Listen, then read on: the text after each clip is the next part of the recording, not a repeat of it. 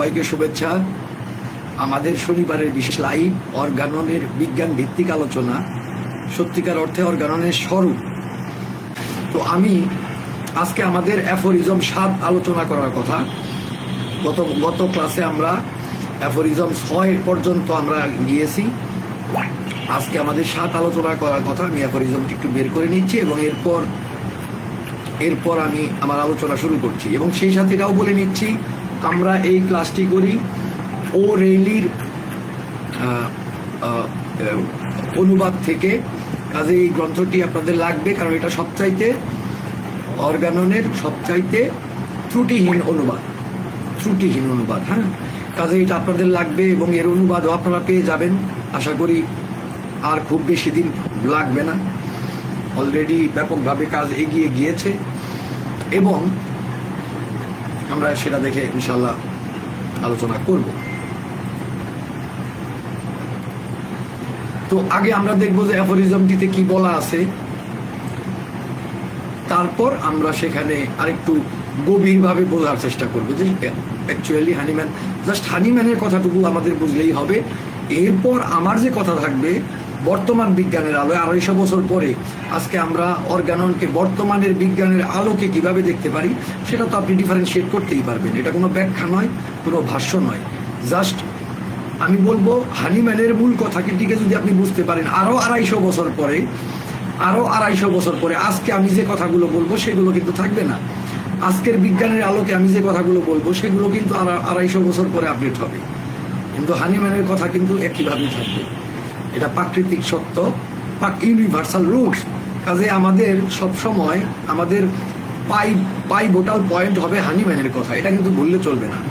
Actually সেই কথা থেকে সরে যাওয়া জরুরি, কিন্তু আমাদের আসলে এত ধরনের প্রবলেম, কনফিউশন, সেক্ট, নানান ধরনের প্রবলেম রাইজ করেছে। তো হানিম্যান 7 নম্বর অ্যাফোরিজমের মূল কথাটি কি সেটা আগে বলে নিচ্ছি, মানে মূল শিক্ষা। The totality of symptoms along with the patient's circumstances and any contingent miasm, এটা হচ্ছে ব্র্যাকেটে along with, মানে যেখানে হানিম্যান বললেন দ্য টোটালিটি অফ সিমটমস ব্র্যাকেটে along with the patient's circumstances and any contingent miasm, cases of disease where there is no obvious cause to be removed। অর্থাৎ এই পুরো ব্যাপারটি একটু বুঝে নিলে তারপর আমাদের সুবিধা হবে। আবার যারা মিস করেছেন তাদেরও একটু এই ব্যাপারটি জানা দরকার। তার আগে আমি বলছি, অন্যান্য দিনে তো সাউন্ড নিয়ে অনেক সমস্যা থাকে, আজকে আপনারা সাউন্ড নিয়ে কোনো অসুবিধা অনুভব, আচ্ছা আজকেও সাউন্ড নিয়ে প্রবলেম আছে। আসলে ফ্যান চলছে বলে হয়তো বা এই প্রবলেমটা হচ্ছে, না হলে আজকে সাউন্ড নিয়ে তো ঝামেলা হওয়ার কথা না। যাই হোক, আমি ট্রাই করি। হানিম্যান বলছেন আমরা যখন একটি কেসে টোটালিটি অফ সিমটমসটা পাবো,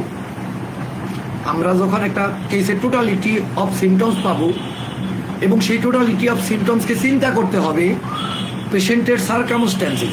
এই সার্কামস্ট্যান্সেসের কথা কোথায় বলা হয়েছে আমরা আলোচনা করে এসেছি অ্যাফোরিজম 5-এ। যেখানে কি উল্লেখ করা হয়েছিল, সেখানে উল্লেখ করা হয়েছিল যে আমরা যখন একজন পেশেন্টকে দেখব এবং ইনভেস্টিগেশন করব, সেখানে তার বডি কনস্টিটিউশন, তার মেন্টাল ইমোশনাল ক্যারেক্টার, তার পেশা অকুপেশন, তার জীবনযাত্রা এবং অভ্যাস, লাইফস্টাইল অ্যান্ড হ্যাবিট, এবং ঘরের এবং বাইরের যে সম্পর্কগুলো আছে খুব গুরুত্বপূর্ণ, এবং বয়স, সেক্সুয়াল ফাংশন ইত্যাদি ব্যাপারগুলোকে আমাদের বিবেচনা করতে হবে। হানিম্যান কিন্তু এটা আমাদের শিখিয়েছেন অ্যাফোরিজম 5-এ। তাহলে আমরা টোটালিটি অফ সিমটমসকে বিবেচনা করতে গেলে এই বিষয়গুলো সহ বিবেচনা করব। এবং সেই সাথে তিনি বলছেন যে অ্যানি কন্টিজেন্ট মায়াজম, অর্থাৎ ব্যক্তির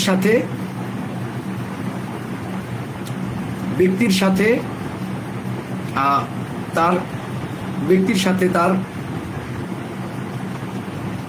সাউন্ডের প্রবলেমটা দূর করতে চাইলে এখন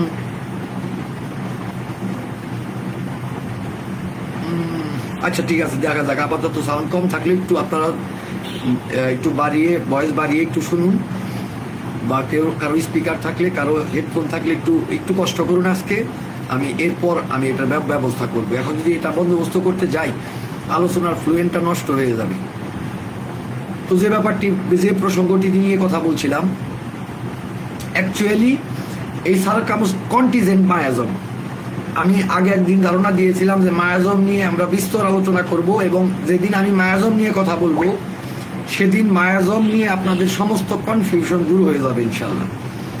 মায়াজম নিয়ে আলাদা একটা ক্লাস করব, একদিনের লাইভ করব, এবং সেটা আপনাদের জন্য যথেষ্ট হবে আমি মনে করি।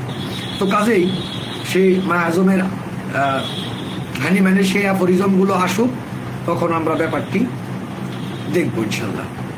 তো তার আগে বর্তমানে শুধু ধারণা রাখার জন্য আপনারা মনে রাখুন যে একজন মানুষ তার বংশের থেকে রোগের প্রবণতা নিয়ে জন্মাতে পারে।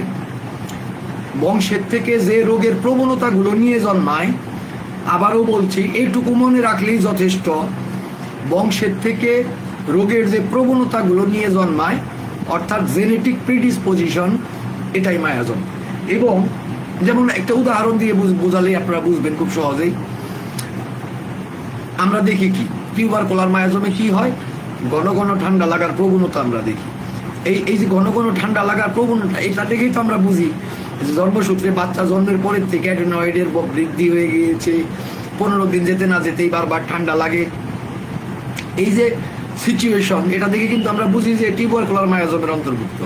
তো ঠিক আছে, মায়াজমেটিক চিন্তা যদি আপনাদের কাছে আপাতত, যেহেতু আমি অর্গাননের ক্লাসটা সবে শুরু করেছি, এ নিয়ে বিশাল বিভ্রান্তি এবং কনফিউশন আছে, কাজে আপাতত শুধু মনে রাখুন বংশ থেকে প্রাপ্ত প্রিডিসপোজিশন, এটাই মায়াজম। সেটা বিভিন্ন রূপ হতে পারে, যেমন ডায়াবেটিস হতে পারে, বাত হতে পারে, এগুলোর বিভিন্ন চেহারা হতে পারে, কিন্তু বংশ থেকে প্রাপ্ত প্রিডিসপোজিশন। ওকে, এবার তাহলে তো সেই কেসগুলোতে যদি কোনো দূর করার মতো কারণ না থাকে, সাপোজ আপনি দূর করার মতো কারণের ব্যাপারটি কি বলতে পারি আমরা? দূর করার মতো কারণটিকে বলতে পারি যে ধরুন একজন মানুষ খুব স্যাঁতস্যাঁতে ঘরে বসবাস করে, তো সে আসলে এই প্রবলেম যদি থাকে, তাকে আপনি সঠিক চিকিৎসা দিলেও তা কিন্তু ইনইফেক্টিভ হবে, ওষুধ বারবার অ্যান্টিডোট হবে, রোগী ভালো হতে গিয়ে ফ্ল্যাকচুয়েট করবে, বারবার আগের সমস্যাতে ফিরে যাবে। কিংবা ধরুন একজন মানুষের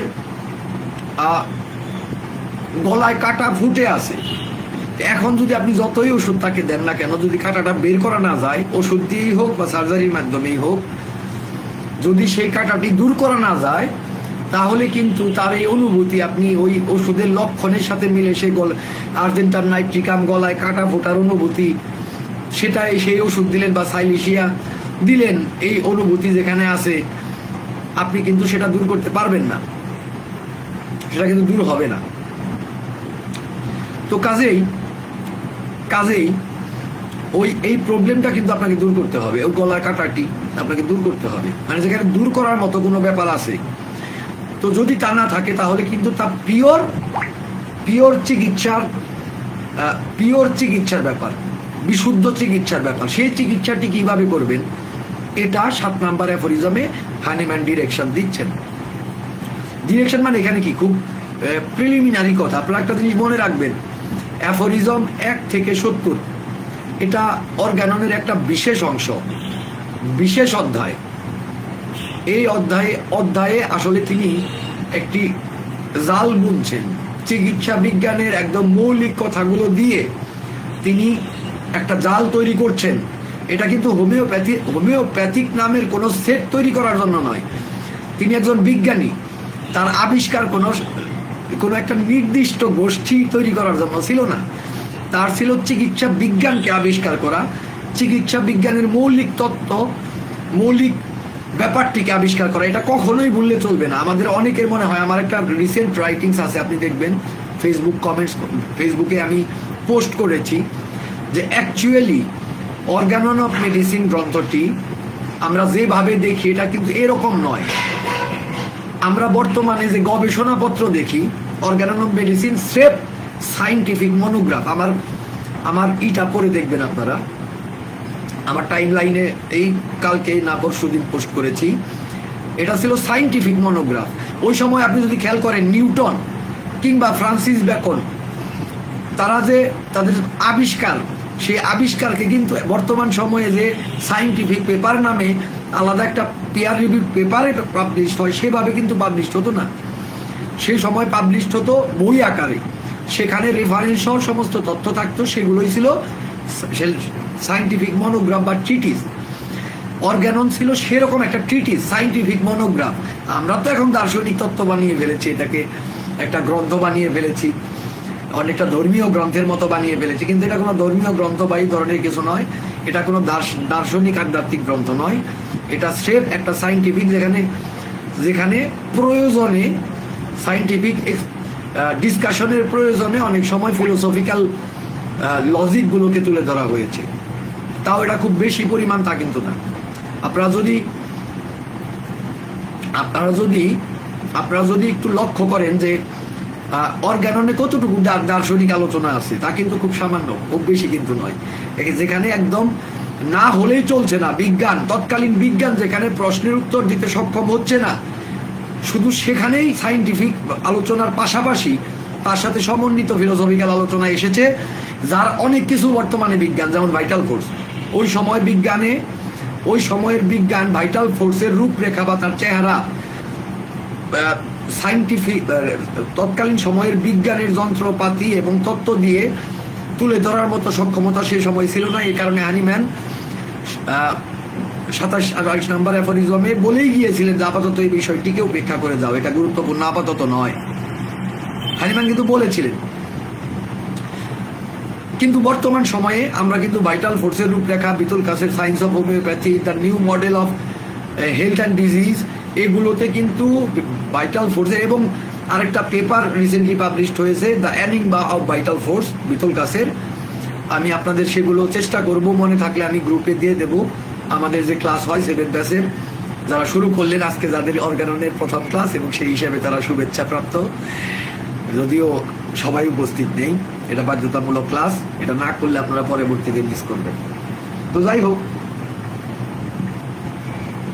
সবাই উপস্থিত নেই, এটা অবশ্য আমাদের আগে থেকেই, সবে মাত্র তারা এসেছেন, সবে হয়তো নিয়মগুলো জানেন না, কাজে এটাকে আমি আজকে ত্রুটি হিসেবে দেখবো না। তবে এরপরে কিন্তু এটাকে ত্রুটি হিসেবে দেখা হবে যারা 7 ব্যাচে আছেন তাদের বেলায়। আর যারা বাইরে থেকে জয়েন করবেন, দ্যাটস ওকে, তাদের তো স্বাভাবিক। এবং আপনারা প্রত্যেকেই চেষ্টা করবেন এটাকে যতটুকু সম্ভব যত বেশি মানুষের কাছে ছড়িয়ে দিতে এই আলোচনাগুলো। তো আপনাদের নিশ্চয়ই বুঝাতে পেরেছি আজকে যারা এখানে উপস্থিত আছেন যে আমাদের দৃষ্টিভঙ্গির পরিবর্তন ঘটাতে হবে অর্গাননের ব্যাপারটিতে। হানিম্যান বিজ্ঞানী ছিলেন, এটা ভুললে চলবে না। আমরা যেন অন্তত পক্ষে এটা না ভুলি, যারা আমরা হোমিওপ্যাথ আছি। এবং আমি আমার সেই নোটগুলো আমি আপনাদেরকে দিয়ে দেবো ইনশাল্লাহ। তো সেখানে বলছেন কি এবার তিনি কি ডিরেকশন দিচ্ছেন যে এই ধরনের কেসগুলো কিভাবে চিকিৎসা করার কথা। তিনি বলছেন, in cases of disease where there is no obvious occasioning or maintaining cause. তিনি বলছেন যে এমন রোগ যেখানে আসলে কোনো পরিষ্কার এক্সাইটিং কজ, মানে যা থেকে রোগ তৈরি হচ্ছে, ওই যে আমি একটু আগে বললাম, আপনি অনেক বৃষ্টিতে ভিজে আসলেন, তারপরে তো একটা প্রবলেমে রাইজ করবে স্বাভাবিক। কিংবা যেখানে ওই যে সাথে ঘরে আপনি দীর্ঘদিন ধরে বসবাস করছেন, যা আপনার রোগটাকে বাঁচিয়ে রাখছে, এই ধরনের পরিস্থিতি যেখানে না থাকবে, কিংবা ওই যে গলায় কাটা ফুটলে যা দূর করতে হবে, যে কারণে আপনার রোগটি ভালো হচ্ছে না, এই ধরনের যে সিচুয়েশনগুলো আছে, এখানে কিন্তু হ্যানিম্যান সুস্পষ্ট কিছু দৃষ্টান্ত দিয়েছেন যে আমি যখন ফুটনোটটা আলোচনা করব তখন আমি কিন্তু সেটা উল্লেখ করব। হ্যানিম্যান সেই দৃষ্টান্তগুলো কি কি দিয়েছেন, এই যে রোগকে বাঁচিয়ে রাখে বা দূর করতে হবে, এই ধরনের যে কারণগুলো থাকে একটা রোগের পিছনে, সেগুলো আমি আলোচনা করবো। আগে মূল বক্তব্যটা আপনাদের সামনে উপস্থাপন করে নিচ্ছি। তো এই ধরনের পরিস্থিতি যেখানে থাকবে না, উইক্যান এইখান থেকে কিন্তু গুরুত্বপূর্ণ। মানে তিনি আগে আসলে কি করলেন, এইটুকু কথা বলে আমরা যে সমস্ত ভাবনাগুলো ভাবতে পারি যে একটা কেস যদি সার্জিক্যাল কেস হয় তাহলে কি করব, আমার যদি একটা কেসের একটা অবস্ট্রাকশন থাকে যে এটা হাড় ভেঙে গেছে তাহলে কি করব, আমি এমন একটা সিচুয়েশনে থাকতে পারি যে আমি ফুলের গন্ধে সাংঘাতিক অ্যালার্জি, তো আমার ঘরে ফুল দিয়ে বোঝাই বা আমার পুরো বাড়ি বাগান বানিয়ে রাখা হয়েছে, সেক্ষেত্রে আমি কি করব, এই ধরনের চিন্তা যে মাথায় আসবে সেগুলো আগে দূর করে নিলেন। তিনি বললেন যে এই ধরনের কারণ থাকলে সেগুলোকে দূর করতে হবে। কিন্তু যখন এই ধরনের কোনো কিছু খুঁজে পাওয়া যাবে না, সেখানে আমাদের করণীয় কি? তিনি বলছেন উই ক্যান পারসিভ নাথিং। এই কথাগুলো একটু বুঝতে হবে। ভাষার বিন্যাস এবং শব্দের ব্যবহার, পৃথিবীতে যতগুলো প্রাজ্ঞ মানুষ আছেন তারা এই দুটো বিষয়কে অত্যন্ত গুরুত্ব দেন। ভাষার বিন্যাস এবং শব্দের ব্যবহার, এটা বলবেন না। আপনাদের যত এক্সপিরিয়েন্স বাড়বে, আপনারা যত বেশি একটা বিষয়কে গভীরভাবে, এই কয়েকদিন আগে বিতুল কাজ তার ক্লাসে বললেন, আমাদের যে ক্লাসটা হয় সেখানে এই কথাটিই বললেন যে শব্দ সাংঘাতিক একটা শক্তি এবং তার ব্যবহারের ব্যাপারে আমাদের সতর্ক থাকতে হবে, এবং তাকে যদি আমরা বোধ করতে পারি, উপলব্ধি করতে পারি, তাহলে একটা বিষয়কে সঠিকভাবে বুঝতে পারবো। এটা কিন্তু বিতুল কাজের কথা, আমাদেরকে তিনি যা শেখান সেটা বললাম। তো আমি যেটা বলছি যে তিনি এখানে দেখেন কিভাবে কথাটা বলছেন, উই ক্যান পারসিভ নাথিং। না বোধক কথা দিয়ে যখন একটা লাইন শুরু হয় তখন বুঝতে হয় যে সেখানে ওই অংশটিকে গুরুত্ব দেওয়া হচ্ছে। অর্থাৎ যে আমাদের কালেমার মধ্যে লা ইলাহা ইল্লাল্লাহ বলি আমরা, আল্লাহ ছাড়া কোনো ইলাহ নেই, হুকুমদাতা নেই। লা ইলাহা ইল্লাল্লাহ আগে শুরু হয়েছে নেতিবাচক দিয়ে, নেই, মানে এই যে জোর দেওয়া, দেখেন লাইনের স্ট্রাকচার সেটাই। উই ক্যান পারসিভ নাথিং, আমরা কিচ্ছু ধরতে পারি না, বুঝতে পারি না, বাট দ্য ডিজিজ সাইন, একমাত্র রোগের যে বহিঃপ্রকাশিত চিহ্ন সেটা ছাড়া। এটা খুবই গুরুত্বপূর্ণ, এটা খুবই গুরুত্বপূর্ণ। আমি একটু পরে আপনাদেরকে বলছি যে কেন খুবই গুরুত্বপূর্ণ। Therefore, সুতরাং it must be the symptoms alone by which the disease demands and can point to the appropriate medicine for its relief. দেখুন হানিম্যানের কথা, এই যে কথাটা যে বললেন যে আমরা সেখানে আর কিছুই খুঁজে পাবো না শুধু ডিজিজের রোগের চিহ্ন ছাড়া। তারপর বলছেন কাজেই ইট মাস্ট বি, দেখেন মাস্ট বি, একদম অবশ্যই মাস্ট বি, ওকে। ভাষার ব্যবহারটা দেখুন, must be the symptoms alone, এটা শুধুমাত্র লক্ষণাবলী, বাই হুইচ, যার মাধ্যমে দ্য ডিজিজ ডিমান্ডস, মানে রোগ চায়, and can point to the appropriate medicine, এবং সঠিক যে ওষুধটা, উপযুক্ত যে ওষুধটা ফর ইটস রিলিফ, তার আরামের জন্য, তার আরোগ্যের জন্য নির্দেশ করতে পারে। কথাটা বুঝেন, এই লাইনটা একটু বুঝে নেন আগে। দেখেন আমাদের মাথায় বর্তমান সময়ে তরিকা ফেরকার অভাব নাই এই হোমিওপ্যাথিতে। কেউ ল্যাবরেটরি টেস্ট, কেউ বলছেন এমন থিওরাইজ করছেন, ডিজায়ার টু লাইট, বাস 18 রকমের ব্যাখ্যা, তারপর যার যা খুশি। তো এইগুলো হানিম্যান আসলে এই ব্যাখ্যা, এই থিওরাইজিং, এই ল্যাবরেটরি টেস্টের ভিত্তিতে থেরাপিউটিক অ্যাপ্রোচ একদম পরিষ্কারভাবে এই অ্যাফোরিজমে কিন্তু পরিষ্কারভাবে তিনি উল্লেখ করে দিচ্ছেন যে এগুলো কোনো কিছু হোমিওপ্যাথি নয়। হানিম্যান প্রথমে দেয়ার ইজ নাথিং, তারপর আবার মাস্ট বি, এই শব্দগুলো ব্যবহার করে অত্যন্ত জোর প্রদান করে আমাদের প্রত্যেকের হৃদয়ে গেঁথে দিতে যাচ্ছেন যে আমরা যেন চিকিৎসার ক্ষেত্রে একজন ব্যক্তির symptoms and sign with contingent miasm, মানে প্রিডিসপোজিশন, যা আমরা সেই লক্ষণ বারবার ফিরে আসা শরীরের মধ্যে লেগে থাকা লক্ষণগুলো দিয়ে সেই মায়াজমকে আমরা নির্ধারণ করব, এবং সারকামস্ট্যান্সেস, তার পারিপার্শ্বিক পরিস্থিতির, তার প্রতিক্রিয়ার ধরন দেখে আমরা বুঝতে পারবো যে সেগুলো কিন্তু লক্ষণ, আলাদা কিছু নয়। যে আমি সূর্যের তাপে গেলে মাথা ব্যথা হয়, সূর্যের তাপ একটা সারকামস্ট্যান্সেস। আমি খুব কাজের স্ট্রেস নিলে, মেন্টাল এক্সারশন করলে আমি আমার বাচ্চার মাথা ব্যথা হয়, স্কুল গোয়িং হেডেক, ক্যালকেরিয়া ফসের ইনোট, এটা কিন্তু সিমটমস। কিংবা আমি আর্দ্র আবহাওয়ায় থাকলে আমার কি হয়, শরীর ফুলে যায় বা বাতের ব্যথা বৃদ্ধি পায়, এগুলো কিন্তু সিমটমস, অন্য কিছু নয়।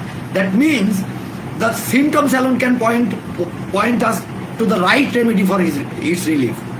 একদম লক্ষণ এবং চিহ্ন আমরা যদি খুব গভীরভাবে এই বিষয়টিতে লক্ষ্য রাখি, তাহলেই আমাদের জন্য যথেষ্ট, সত্যিকারের সফল চিকিৎসা করার জন্য।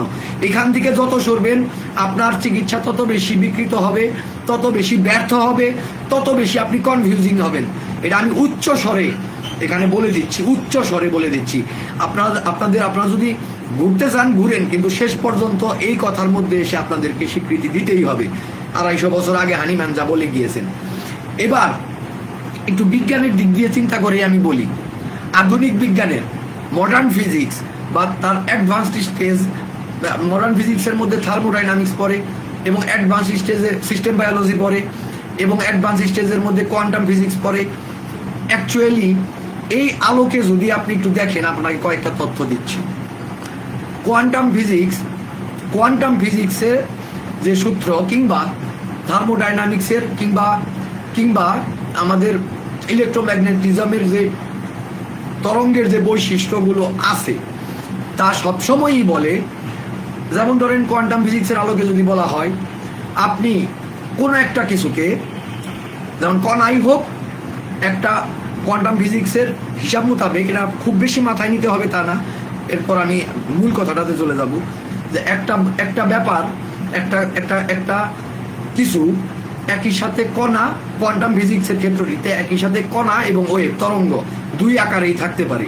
অর্থাৎ আপনি নিশ্চিত অস্তিত্ব কোনোদিনও নিশ্চিত অস্তিত্ব পাবেন না যতক্ষণ পর্যন্ত তা মেজারমেন্টে না যাবেন, পরিমাপ করতে না যাবেন। এটুকু বুঝলেই আপাতত হবে, কোয়ান্টাম ফিজিক্স বুঝতে হবে না, শুধু এটুকু বুঝুন যে একই আমরা যা কিছু দেখি এই সমস্ত কিছুর সাব অ্যাটমিক লেভেলে একই সাথে বস্তু, একই সাথে কণা, একই সাথে ওয়েভ, একই সাথে কণা, একই সাথে পার্টিকেল, একই সাথে ওয়েভ, এই দুইভাবেই থাকতে পারে। কিন্তু এটা কেউ নিশ্চিতভাবে বলতে পারবে না। যেই মেজারমেন্টে যাবেন, পরিমাপ করতে যাবেন, তখনই শুধুমাত্র তার সত্যিকারের অস্তিত্বগত রূপ ধরা পড়বে, তার অস্তিত্বগত রূপ ধরা পড়বে। তাহলে সেই অর্থে পৃথিবীর যা কিছু দেখছেন আপনি প্রত্যেকটি এই সূত্রটি মেনে চলবে। সেই ক্ষেত্রে মানুষের ক্ষেত্রে যদি আপনি ভাবেন, তাহলে মানুষের যে চেতনাগত জায়গাটি আছে, যে হানিম্যান কি বলছেন আপনারা পরবর্তী অ্যাফোরিজমগুলোতে পাবেন, যে মানুষ হচ্ছে অংশত অবস্তুগত সাইকিক্যাল, অংশত ফিজিক্যাল বস্তুগত, মানুষের মিক্সচার। এবং এক জায়গায় তিনি দেখবেন অর্গ্যাননে কঠোর ভাষায় নিন্দা করছেন যারা মানুষকে শুধুমাত্র বস্তুগত স্তর বলে ভাবে, বস্তুগত বলে চিন্তা করে। তো মানুষের মধ্যে, মানুষ তো বস্তুগত নয়, শরীর আছে কিন্তু তার মধ্যে আবেগ আছে, তার মধ্যে মন আছে, তার মধ্যে চেতনা আছে, এর কোনোটাই বস্তুগত নয়, সব অবস্তুগত, এই দুটোর মিশ্রণে মানুষ। তো কাজেই মানুষকে যদি আপনি হিসাব করতে চান, তাহলে ওই ক্লাসিক্যাল মেকানিক্স বা নিউটনিয়ান ফিজিক্স দিয়ে আপনি মানুষের পরিমাপ করতে পারবেন না। সেখানে যা চেতনাকে আবিষ্ট করে, অর্থাৎ যে বিজ্ঞান, যে ফিজিক্স চেতনাকে হিসাবের মধ্যে রাখে, সেই ফিজিক্স দিয়ে হিসাব করতে হবে এবং সেখানে কোয়ান্টাম ফিজিক্সের নামই কারণে চলে আসে। তো আমরা যদি দেখি যে একই মেজারমেন্টের আগে মানুষ, মানে আপনি কিন্তু একটি কণার অবস্থান, পরিমাপ এবং বেগ, এই দুটোকে কিন্তু কণাই বলেন আর ওয়েভই বলেন, পার্টিকেলই বলেন আর ওয়েভই বলেন, আপনি পরিমাপ করতে পারছেন না। ঠিক একইভাবে আমাদের শরীরে, আমাদের বেতনে, আমাদের ওয়েজেন, আমাদের ভাইটাল ফোর্স, তার সত্যিকারের স্বরূপ যে রকমই থাকুক না কেন, যতক্ষণ পর্যন্ত আমার শরীরে লক্ষণ প্রকাশ না করবে ততক্ষণ পর্যন্ত আমরা তাকে পরিমাপ, মেজারমেন্ট করতে পারবো না।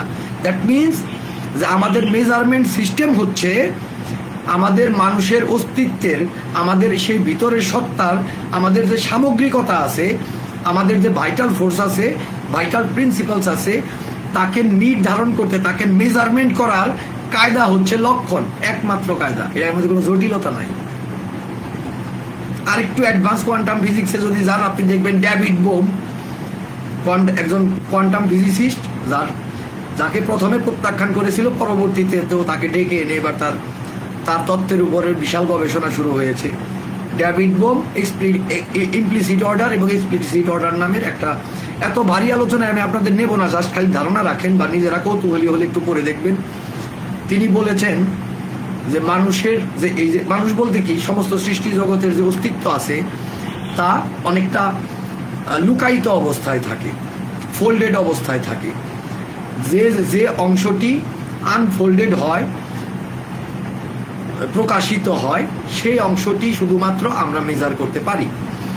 তো সেখানেও আপনি দেখবেন যে প্রকাশিত, এবার যদি আপনি ভাইটাল ফোর্সকে, আমার এটা নিয়ে পেপার আছে এই কারণে এটা নিয়ে এত ফ্লুয়েন্টলি সহজে বলতে পারতেছি, আমার নিজের পেপার করা আছে, ধীরে ধীরে যার উপরে আরো লম্বা টাইম কাজ চলবে, তারপরে প্রকাশিত হবে, ড্রাফট, প্রাইমারি ড্রাফট করা আছে।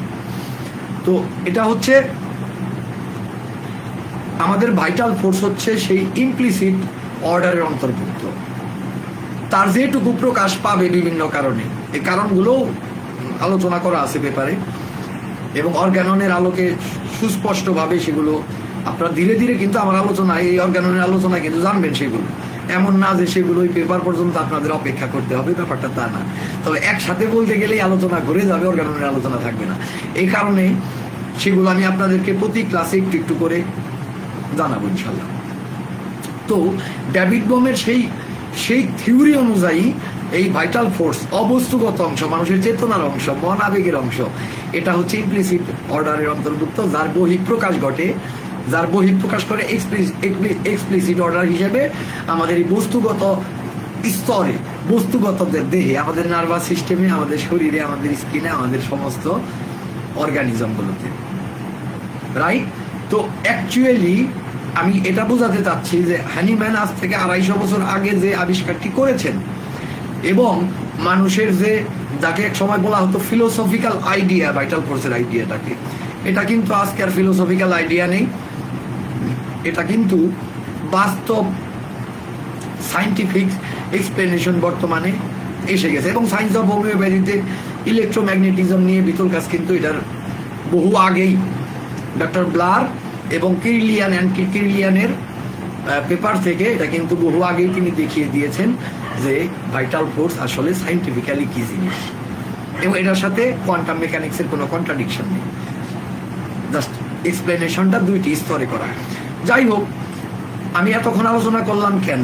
কারণ আমরা আসলে এই ব্যাপারটি 250 বছর পর, দুঃখের বিষয়, আমাদের হোমিওপ্যাথিক কমিউনিটি সবার আগে যে বিষয়টি থেকে সরেছে তা হচ্ছে শুধুমাত্র লক্ষণের মধ্যে নিজেকে সীমাবদ্ধ রাখা, মানুষের ফ্যাক্টের মধ্যে সীমাবদ্ধ রাখা। আপনি বলুন, আপনি যদি চিকিৎসা নিতে যান, একজন চিকিৎসক যদি বসে বসে তার পাণ্ডিত্যের জন্য আপনার যে বাস্তব সমস্যা তা সেগুলোকে বাদ দিয়ে তার চিন্তার থেকে জাল বুনন করে আপনার চিকিৎসা করতে চায়, আপনি কি সেই চিকিৎসার উপরে আস্থা রাখতে পারবেন? আপনি বলুন তো একটু, আপনিই বলুন, আপনি আস্থা রাখতে পারবেন? রাখা কি উচিত অ্যাকচুয়ালি? আমাকে যদি কোনো চিকিৎসক এই কাম করতে চায় যে সে পণ্ডিতি করবে, আমার যে কষ্ট, আমার ধরেন মাথা ব্যথা, আমার শরীর ব্যথা, আমার মাথা ব্যথা কেন হল, এইবার আমার মানে এমন অন্তর্জাল বুনন করলো যে সেটাকে আসলে আমার বাস্তবতার সাথে কোনো সম্পর্ক নেই, আমি তো তার চিকিৎসা জীবনেও নেব না, সে যত বড় পণ্ডিতই হোক না কেন। তো হানিম্যান এটাই শিখিয়েছেন যে এই ফ্যাক্টের থেকে আমরা যেন না সরি, এই বাস্তবতার থেকে। অর্গাননের শিক্ষা বলতে আপনি যদি কিছু বুঝেন, তাহলে হানিম্যান একটা জিনিসকে এত জোর দিয়ে বলছেন, আপনি সেটাকে বাদ দিবেন, তারপরে আর আপনি অর্গাননের শিক্ষায় থাকলেন কোথায়? এত সুস্পষ্ট ভাবে। আচ্ছা বলুন তো, এখানে যে আলোচনাটি করেছি আমি কি আমার নিজের তরফ থেকে কিছু বানিয়ে বলতেছি নাকি? হানিম্যান যেখানে এত সুস্পষ্ট ভাবে আপনাকে এত গুছিয়ে গাছি যে যদি সার্জিক্যাল কেস না হয়, যদি দূর করার মতো কোনো কারণ না থাকে, তাইলে বাবা যে শুধুমাত্র তোমার লক্ষণ ছাড়া কিছু না, লক্ষণ ছাড়া তোমরা কোনো কিছুর দিকে যাবা না, এইটা দিয়েই তোমরা ওষুধটা খুঁজে পাবা, এটা ফ্যাক্ট, এটা বাস্তবতা।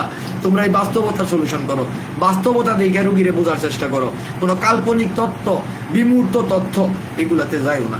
আচ্ছা, এটার সাথে তার পরিষ্কার কথা কি থাকতে পারে? আর হোমিওপ্যাথিক কমিউনিটির দিকে তাকায় দেখেন, ঠিক এই কথাটারে সবার আগে ভায়োলেট করে নিজেদের পণ্ডিতি, আলগা পণ্ডিতি, নিজেদের তত্ত্ব, নিজেদের বিমূর্ত চিন্তা, থিওরাইজিং, এটা বুঝাই করে ফেলছে। আমি আশা করি বুঝাইতে পারছি আপনাদেরকে কথাটা। তারপর বলছেন যে along with ওই যে কথাটা, regard of any contingent miasm and with attention to the attended circumstances. আশা করি আপনারা পরিষ্কার ব্যাপারটা বুঝতে পারছেন। ওই যে কথাটা একটু আগে বলে আসছিলাম যে কন্টিজেন্ট মায়াজম এবং সার্কামস্ট্যান্সেসের দিকে লক্ষ্য রাখতে হবে।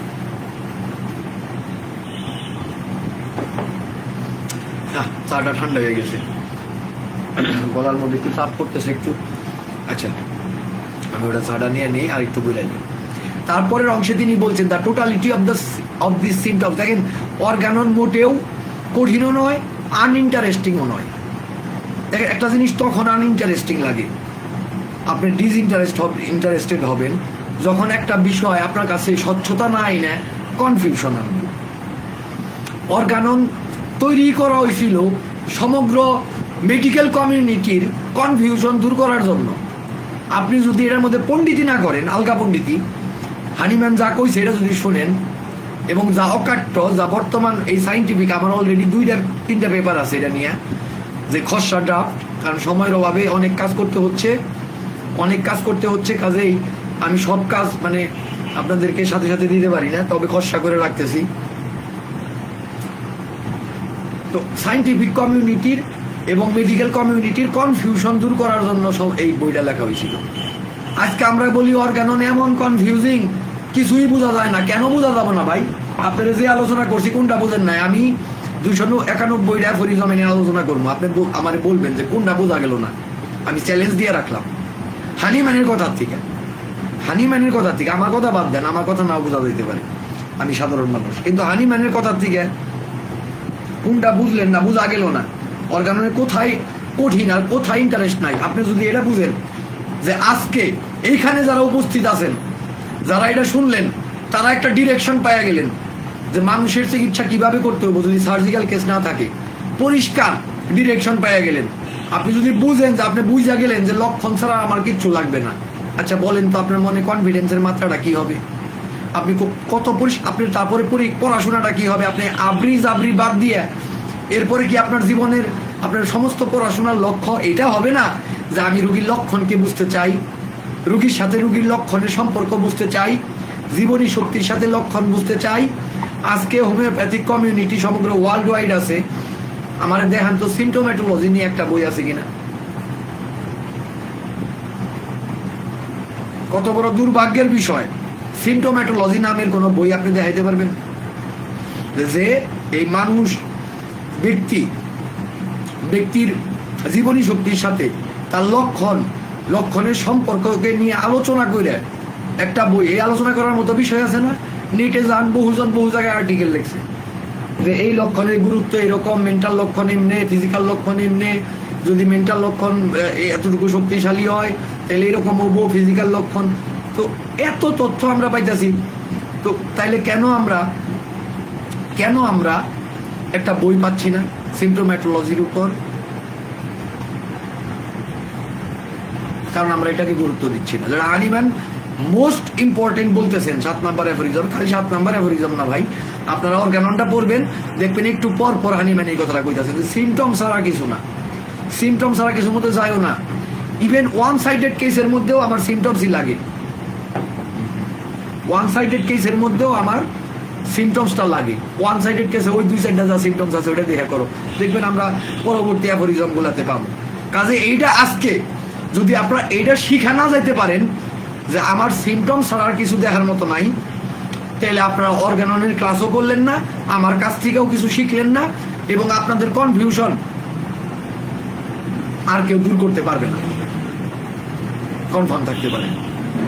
কথাটা বুঝছেন কিনা? তো হানিম্যান কি বলতেছেন আরো, আমি একটু দাঁড়ান, এনে গরম করে যাবো, এখানে বাইরে আবার ঢোলটা গরম করতেছে, এগুলো শব্দে আবার বিশ্বাস ঢোল দিয়ে আমার বাড়ি দিতেছে।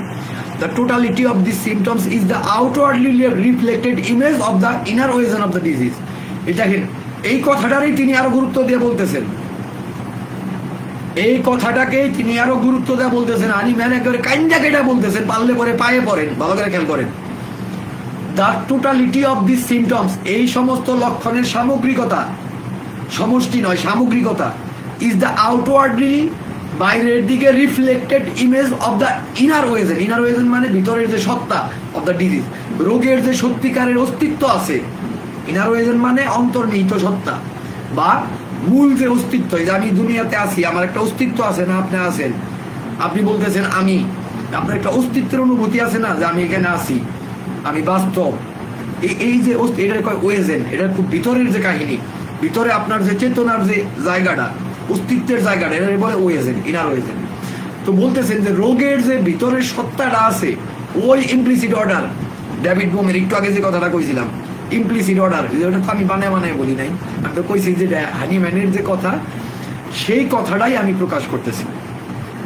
ইমপ্লিসিট অর্ডার, ওই একটু আগে যেটা বলছিলাম যে কোয়ান্টাম ফিজিক্সের খুব মূল বস্তু, যে আসলে পার্টিকেল না ওই বোঝা যাচ্ছে না, এই ইমপ্লিসিট অর্ডারের এই জায়গাটাতে, এই জায়গাটার কথা তিনি বলতেছেন যে এই ইনার ওয়েজেন, এটা বলতেছেন ইনার ওয়েজেন, রোগের যে অন্তর্নিহিত সত্তাটা আছে তার রিফ্লেক্টেড বাইরের দিকে প্রতিফলিত চিত্র হচ্ছে লক্ষণাবলী। এই লক্ষণাবলীর সামগ্রিকতা হচ্ছে রোগের অন্তর্নিহিত সত্তার বাইরে প্রকাশিত, বাইরের দিকে প্রকাশিত চিত্র। মিল্কসে একটু আগে যে আলোচনাগুলো আমি করছিলাম, that is of the suffering of the life force, জীবনী শক্তি বা ভাইটাল ফোর্সের যে যে দুর্গতি, দুর্দশা, কষ্ট, তার সামগ্রিক চিত্র কি, the totality of this symptoms, এই লক্ষণগুলো সামগ্রিকতার বাইরে আপনার যাইতে হবো না, এর বাইরে আপনার যাইতে হবো না, এর সামগ্রিকতাই আপনার জন্য। The totality of symptoms must be, আবার দেখেন মাস্ট বি, অবশ্যই, দ্য প্রিন্সিপাল, মূল, মুখ্য, অর দ্য অনলি থিংস, একমাত্র বিষয়। আর কতভাবে কবেন রে বাবা যে তোমরা লক্ষণের বাইরে যাও না, থিওরাইজিং করো না, আলগা পণ্ডিতি করো না। The only things whereby, দেখেন এটা কিন্তু রোগের নামও না, লক্ষণ, যে তুমি লক্ষণের বিবেচনা করবা, লক্ষণের সামগ্রিক রূপে বিবেচনা করবা, রোগের নামও না, যে আমার ফিস্টুলা হয়েছে ওষুধ, পাইলস হয়েছে ওষুধ, তাও না কিন্তু। পাইলস একটা লক্ষণ, ফিস্টুলা একটা লক্ষণ, টোটালিটি অফ দি সিমটমস নয়। তাহলে আমরা যখন হোমিওপ্যাথি দাবি করবো, তখন কিন্তু আমাদের সামনে পাইলস একটা লক্ষণ, হেপাটাইটিস একটা লক্ষণ, ক্যান্সার একটা লক্ষণ। আমার দেখতে হবো সম্পূর্ণ লক্ষণ, সামগ্রিকতা, সম্পূর্ণ সামগ্রিকতা দেখলে আমরা বুঝবো যে ভাইটাল ফোর্স কোন ধরনের বেকায়দায় পড়ছে। এইটারে বলে রুগীকে বিবেচনা। ব্যাপারটা বুঝছেন যে রুগী কোন ধরনের গর্তে পড়ছে, কোন ধরনের বেকায়দায় পড়ছে। ভাইটাল ফোর্সই তো আমার অস্তিত্বের একটা গুরুত্বপূর্ণ অংশ, তাই না? আমার অস্তিত্বের সাথে সম্পর্কিত, যেটা না থাকলে আমি মৃত। তো এটা কোন ধরনের বেকায়দায় পড়ছে তা আমরা দেখতেছি বহিঃপ্রকাশিত, রিফ্লেক্টেড ইমেজ, বাইরের দিকে প্রকাশিত লক্ষণ। সেটা তিনি কি বলছেন, মাস্ট বি দ্য প্রিন্সিপাল, একদম মুখ্য, মূল, pivotal, or the only things, একমাত্র বিষয়, whereby the disease can make discernible যে হোয়াট রেমেডি ইট রিকোয়ার্স, যে এটা দিয়ে রোগ আমাদের সামনে সুনির্দিষ্ট করে দেয় যে কোন ওষুধটা আমাদের লাগবে। দ্য অনলি থিংস, এটা কইতাছেন এই লক্ষণ সামগ্রিকতারে কইতাছেন, the only things that can determine the choice of the most suitable helping মিথ। মানে কয়বার কবে না, আর কতভাবে গুরুত্ব দিলে আজকে আমার এখানে যারা উপস্থিত আছেন ভিউয়ার এবং শ্রোতা, আর কতভাবে কইলে আপনারা বুঝবেন এই কথাটা, হানিম্যানের এই কথার গুরুত্ব, তার কান্নাটা, তিনি কতবার কইলেন এই কথাটা, আর কতভাবে। আজকের পরে যদি কারোর মাথায় আর এটা থাকে যে লক্ষণ ছাড়া, লক্ষণ চিহ্ন এগুলা ছাড়া আর কোনো কিছু হোমিওপ্যাথিতে আপনাকে 4 আনা পয়সার উপকার করবে, তাহলে বুঝবেন যে আপনি বিপদগ্রস্ত আছেন, সামনে আপনি আসলে প্রকৃত চিকিৎসক হতে পারবেন না, মানে ফুল পোটেনশিয়াল নিয়ে আর কি। চিকিৎসক তো হইতেই পারবে। এখন তো যারা নাক আগুন দিয়ে পোড়ায় দেয়, সিট দিয়ে পোড়ায় দেয়, তারাও তো চিকিৎসক হয়। কথাটা বুঝছেন কিনা? তারাও নাম ডাক্তার বা বাড়ি করে, গাড়ি করে, কিন্তু সত্যিকারের চিকিৎসক, ফিজিশিয়ান মস্করা না ভাই, তারা সত্যিকারের ফিজিশিয়ানের সামনে যায় মাথা উঁচু করে দাঁড়ানোর মতো ক্ষমতা কোনোদিন রাখে না। সত্যিকারের ফিজিশিয়ান হয়ে দেখেন, সমগ্র পৃথিবী আপনারা সেলুট করবো। একটা সময় ফিজিশিয়ানদের দেবতা মনে করা হইতো, একটা সময় মানুষ পূজা করতো। এগুলো আমি সমর্থন করতেছি না, কখনোই সমর্থন করতেছি না। আমি বলতেছি না যে এটা ভালো কাম করছে তারা, নো নেভার, তারা ভালো কাম করে নাই। কিন্তু আমি গুরুত্ব বোঝানোর জন্য বললাম যে একজন ফিজিশিয়ানের কি পবিত্রতা, কি উচ্চতা মানুষের মনে থাকতে পারে যদি আপনি সত্যিকারের ফিজিশিয়ান হন, চিকিৎসক হন। দাস ইন এ ওয়ার্ড, কাজেই এক কথায় দ্য টোটালিটি অফ সিমটমস। আবারও কইতাছেন, দেখেন আপনার কাছে মনে হইতে পারে হানিম্যান এক কথা কি নিয়ে বারবার কইতাছেন। ভাই, হানিম্যানে এক কথা বারবার কইছেন, তারপরেও আজকে 250 বছরের মধ্যে আমরা বুঝি না যে কি দিয়ে চিকিৎসা করব।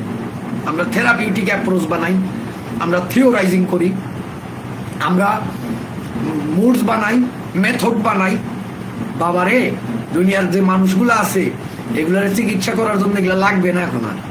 বরঞ্চ হোমিওপ্যাথির সত্যিকারের যে প্রিন্সিপালস, যে মূলনীতি গভীরভাবে অনুধাবন, মানুষকে গভীরভাবে অনুধাবন, তার লক্ষণ, তার ভাইটাল ফোর্সকে গভীরভাবে অনুধাবন, এবং আমাদের যে প্রয়োগ বিদ্যাটা আছে, যে মানুষের সেই সামগ্রিক চিত্রটা, রোগটাকে বুঝা ওষুধটা সঠিকভাবে প্রয়োগ, এইটুকু লাগবে, এর বেশি লাগবে না। এইটুকু নিয়ে সারা জীবন ব্যয় করেন, আপনার সামনে মানে যার যতটুকু প্রাপ্য তা পাওয়া যাবে, মানে রোগীরা যার আরোগ্য পাওয়া উচিত সে আরোগ্য পাবে, যার যৌক্তিক উন্নতি তার দরকার সে যৌক্তিক উন্নতি পাবে। আপনি প্রত্যেকটা কেসে লজিক্যালি এক্সপ্লেন করতে পারবেন কেন আপনার এই রোগী ভালো হবে, কেন এই রোগী ভালো হবে না, আগে থেকেই বলতে পারবে। এটাই বলে প্রগনোসিস। প্রগনোসিস করার সক্ষমতা আপনার মধ্যে আসবে। কিন্তু এইটা বাদ দিয়ে পণ্ডিতি কইরা প্রগনোসিস করতে পারবেন না, সবাই লাই দিবেন। তো এবার আসি আমি, তারপরে হানিম্যান কি বলতেছেন। এক কথায়, the totality of symptom must be the most important, indeed the only things in every case of disease. আবারও দেখছেন কি কইতেছে হানিম্যানের কথা, যে এই সিমটমসের সামগ্রিকতা অবশ্যই সবচাইতে গুরুত্বপূর্ণ। আর আসলে ইনডিড শব্দটা কি ব্যবহার করছেন, ইনডিড দ্য অনলি থিংস, একমাত্র বিষয় in every case of disease. প্রত্যেকটা আলাদা আলাদাভাবে কইতেছেন, প্রত্যেকটা কেসের মধ্যে একমাত্র জিনিস, that the medical art practitioner, অর্থাৎ চিকিৎসা কলা যারা প্র্যাকটিস করবো, অনুশীলন করবো, হ্যাজ টু ডিসার্ন, যার এটা দেখতে হবো, নির্ণয় করতে হবো, অ্যান্ড টু ক্লিয়ার হবে, এবং যা দূর করে দিতে হবো এই লক্ষণ সামগ্রিকতা। এই যে বিচ্যুতি, স্বাভাবিক অবস্থার থেকে যে বিচ্যুত অবস্থা নির্ণয় করতে হবো, দূর করে দিতে হবো, by means of his art, তার কাজের মাধ্যমে, তার চিন্তা কৌশল কলা, এটার মাধ্যমে, তার শিল্পের মাধ্যমে, সো দ্যাট যাতে the disease shall be cured, রোগ যেন আরোগ্য হয়, অ্যান্ড ট্রান্সফর্মড ইনটু হেলথ। লাস্টের শব্দটা আপনারা কি খেয়াল করছেন হানিম্যান কি বলছেন লাস্টের কথাটা, ট্রান্সফর্মড ইনটু হেলথ। এই শব্দটারে আপনারা অর্গাননে কিছু শব্দ আছে যে কটা শব্দ সোনা দিয়ে ঘরের মধ্যে বাঁধায় রাখা যায়। একটা হচ্ছে আনপ্রেজুডিস অবজারভার, আরেকটা হচ্ছে এই শব্দগুচ্ছ ট্রান্সফর্মড ইনটু হেলথ। এটার যে কি গভীরতা তা একটা ক্লাসে আপনাদের হয়তো আমি বুঝাইতে পারব না, অনেকে হয়তো জানেন, কিন্তু যারা জানেন না তাদেরকে একটা ক্লাসে বোঝানো মুশকিল। ট্রান্সফর্ম ইনটু হেলথ, হ্যানিম্যান বললেন না যে সুস্বাস্থ্য আইনা দাও বা সুস্বাস্থ্য, এগুলা বললেন না, বললেন যে সুস্বাস্থ্যের রূপান্তর ঘটে। রূপান্তর আজকে আমি একটু সংক্ষেপে বলি, মানুষের রোগ তার থেকে, মানুষ থেকে আলাদা কিছু নয়, এটা তার অস্তিত্বের পরিবর্তিত রূপ। এটা আপনারা একটু গভীরভাবে চিন্তা করবেন, এই কথাটা হালকা কথা না। আমি বলছি যে এক ক্লাসে তো বোঝানো সম্ভবই না। যদি হোমিওপ্যাথি বুঝতে চান তাহলে এই কথাটা আপনাকে কোনো না কোনো দিন বুঝতে হবে। রোগ আলাদা কিছু না। আমরা যেমনি মনে করি না মায়াজম শরীরের মধ্যে লুকায় রয়েছে, ঘুমায় থাকে, ল্যাটেন্ট মায়াজম, একদিন সাবেন নাগাল মাথা তুলে তাকাবো, তারপর আমার মধ্যে রোগ বানাবো, আমার নখ খাইয়া দিব, আমার দাঁত খাইয়া দিব, আমার চুল খাইয়া দিব। ব্যাপারটা এরকম না বাবা। মায়াজম কোনো আলাদা অস্তিত্ব নাই, মায়াজমের কোনো আলাদা অস্তিত্ব নাই। সাফ কথা, আলাদা অস্তিত্ব নাই। মায়াজম নাই তা বললাম না, মায়াজমের কোনো আলাদা অস্তিত্ব নাই। মায়াজম নিয়ে যেদিন আলোচনা করবো এদিনকে এটা ডিটেল ব্যাখ্যা দেবো, আজকে শুধু বলি। এবং রোগ আমার অস্তিত্বের থেকে আলাদা কিছু না। রোগ, আমি নিজে রোগগ্রস্ত মানুষ, এই কারণে বলা হয় রুগীকেই ভাবতে হবে। আমি একটা সময় ছিলাম, আমার ডাইজেস্টিভ সিস্টেম অত্যন্ত শক্তিশালী, আজকে আমার ডাইজেস্টিভ সিস্টেম অত্যন্ত দুর্বল। এই দুর্বলটা আমিই হইছি, অন্য কেউ হয় নাই, আলাদা কিছু না আমার থেকে। একটা সময় আমি আসছিলাম খুব শান্তশিষ্ট, আজকে আমি চরম ইরিটেবল। এই ইরিটেবিলিটি আমি এটাই বাস্তব, এটা ফ্যাক্ট। আমি রূপান্তরিত হয়েছি, আমি এক ধরনের মানুষ থেকে আরেক ধরনের মানুষে পরিণত হয়েছিলাম। হোমিওপ্যাথি ওষুধ প্রয়োগ করার মাধ্যমে আবার আমার আরেকটা রূপান্তর ঘটবে, যে আমি যা কিছু সুস্থ, যা কিছু নর্মাল, সহজাত, প্রাকৃতিক, সেই অবস্থাটিতে আমি ফেরত যাব। এটাকে বলে ট্রান্সফরমেশন। এটা রেস্টোরেশন না শুধুমাত্র, এটা রেস্টোরেশনের সাথে অনেক বেশি গভীর। বিতল কাছের একটা পেপার আছে যেখানে তিনি পরিষ্কার করে কইছেন হোমিওপ্যাথির শক্তি আছে মানুষের চেতনাকে উন্নত করার, এবং এটা আমি জানি, আমি দেখছি, আমার রোগীদের মধ্যে দেখছি, আমার চিকিৎসায় দেখছি বহুবার, এবং আমার লক্ষ্যই থাকে আমি যার চিকিৎসা করবো তার চেতনাতে পরিবর্তন না আসলে আমি কিছু করতে পারি না তার জন্য। এটা আমি জানি, এটা যে রোগী হোক না কেন, যে রোগী হোক। বিতল কাজ আমাদের এটা শিখাইছেন। শুধু তাই না, একটা সাইন্টিফিক পেপারই প্রদান করছেন যেখানে তিনি তুইলা ধরছেন যে হোমিওপ্যাথি মানুষের কনসাসনেস বা চেতনাকে উন্নত করতে পারে যদি সঠিক চিকিৎসা প্রদান করা হয়।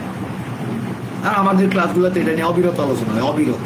আমরা এই জিনিসগুলো এত বেশি আলোচনা করি, কিন্তু বাইরে করার মতো মানুষ আমি এখনো অত বেশি পাইনি।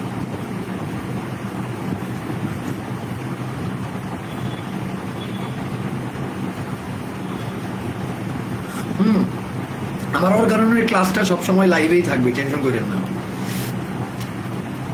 এটা 7ম ব্যাচের ক্লাস, কিন্তু এটা সবসময় লাইভেই থাকবে। অর্গাননের ক্লাস আমি রাখছি সমগ্র হোমিওপ্যাথিক কমিউনিটির জন্য।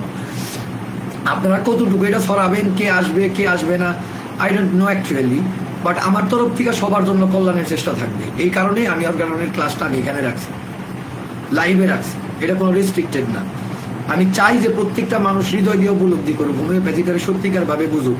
তাহলে এই যে বাংলাদেশে যে হাজার হাজার মানুষ হাহাকারে পড়ে রয়েছে, কান্নাকাটি, তা বোঝার জন্য আমাদেরকে অর্গাননটারে সবার আগে বুঝতে হবে। অন্য অনেক জ্ঞান লাগবে, সমস্ত জ্ঞানই লাগবে, অ্যানাটমি, ফিজিওলজি সবই লাগবে।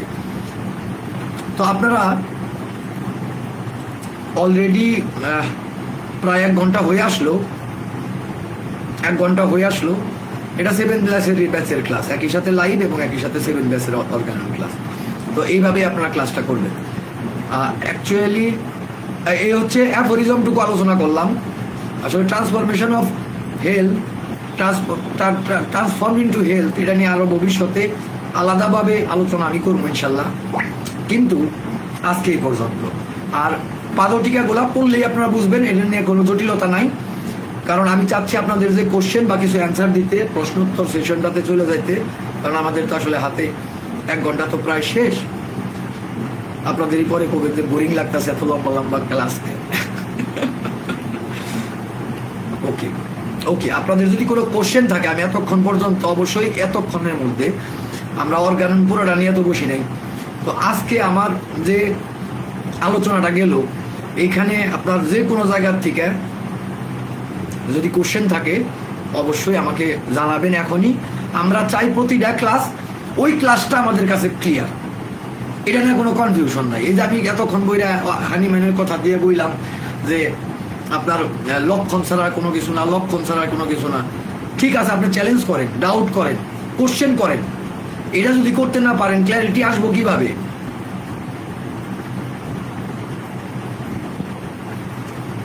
জাহিদ আল ইমরান, আমার অনুবাদ সেরা আমি তো বলি নাই, আমার অনুবাদ হয়তো খারাপই হয়েছে, কিন্তু আমি ওর এলিটটা অনুবাদ করতেছি, অন্য কেউ এটা করে নাই। ওর এলিটটা সর্বস্বীকৃত যে এটা সবচাইতে নিখুঁত অনুবাদ জার্মানির। আমি জাস্ট আমার যতটুকু সামর্থ্য আছে তা দিয়ে আমি আমার অনুবাদ করার চেষ্টা করব, আমার যতটুকু জ্ঞান আছে। আমারটা সেরা আমি কখনোই দাবি করি না, বা আমার বই যখন প্রকাশ হবো তখন আমি এই দাবি ইনশাল্লাহ করবো না।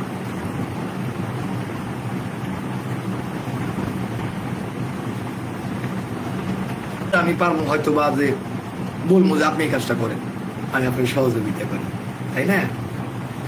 লক্ষণের সামগ্রিকতা কিভাবে নিশ্চিত হবে এটা আমি কেন বলবো? আমরা হানিম্যানের কাছ থেকে শিখবো। ধারাবাহিকভাবে ক্লাস করেন, একদম পরিচ্ছন্ন টু দা পয়েন্ট শেখা যাবেন ইনশাল্লাহ। আজকের ক্লাসে যেরকম শিখলেন এইভাবেই শিখবেন। কাজেই কিন্তু এক ক্লাসে তো সব সম্ভব না শেখা। এবং একইভাবে বলবো, নাজমিন পারভিন বলছেন যে কোন সিমটমসগুলো বেশি গুরুত্ব দেবো স্যার। এগুলা আমরা ধারাবাহিকভাবে শিখি, এলোমেলো ভাবে না।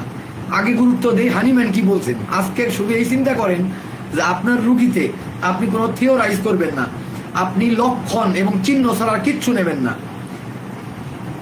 এই জিনিসটা এইটা নিয়ে ধ্যান করেন কয়েক ঘন্টা, আর খুঁজা বের করেন যে আপনার জীবনের চিন্তার মধ্যে এর বাইরে কি কি ছিল, কি কি ভুল ছিল, যেগুলো আপনাকে দূর করতে হবে সারা জীবনের নামে। শুধু এইটুকুতে আজকে থাকেন। দেখেন, আপনি যদি পাহাড়ে চড়তে চান চড়তে পারবেন, তবে যদি কম যে আমি নিচের থেকে লাভ দিয়ে পাহাড়ে চড়বো তাই লোক না। আপনাকে কিন্তু প্রতিটা পাথরে পা ফেলতে হবে, চেক করতে হবে এই পাথরটা শক্ত কিনা, না পড়ে যাবো, ধরতে হবে, ধীরে ধীরে উঠতে হবে। এবং তখনকার ওটা সত্যিকারে ওঠা হবে, লাফালাফি করলে উপরে থেকে পড়ে মরে যেতে হবে। ব্যাপারটা বুঝছেন কিনা? আপনারা হয়তো এনে অনেক ধরনের মেধার লোক আছেন, কারণ অনেকে চিকিৎসক এনে এখানে আমাদের বিশেষ করে 7 ব্যাচে। তো কাজে আপনাদের এই জিজ্ঞাসাগুলো আসবে। তবে যেহেতু আমরা ধারাবাহিকভাবে অর্গাননের ক্লাস করতেছি এখানে, কাজে আমরা একটু সবর রাখবো, আমরা একটু ধৈর্য রাখবো, যেন আমরা খুব cleanly, without any confusion, without any doubt, we can understand the lesson and teaching of our Guru Mahatma Hahnemann. ঠিক আছে নাজমিন পারভিন, আমি আপনাদের যে নজরুল ইসলাম, নাজমিন পারভিন, আপনাদের কোশ্চেনটারে আমি গুরুত্ব দিচ্ছি, তবে আমি প্রাসঙ্গিকতার বাইরে যাচ্ছি না। আজকে শেখার বিষয় যা এটার মধ্যে থাকেন। অনলি থিংস হানিম্যান কইতাছেন, only things is the sign and symptoms. তা যাই হোক না কেন, হোক কমন সিমটম, হোক মেন্টাল পিকুইলিয়ার, ওকে, এগুলা গুরুত্ব। তারপরে আপনারাই লিখবেন সিমটোম্যাটোলজি বই ইনশাল্লাহ। আমার যারা স্টুডেন্ট থাকবেন তারাই লিখবেন ইনশাল্লাহ সিমটোম্যাটোলজি বই, আমি ডিরেক্ট করবো আপনাদের ইনশাল্লাহ। থ্যাংক ইউ অনেকেই অনেক।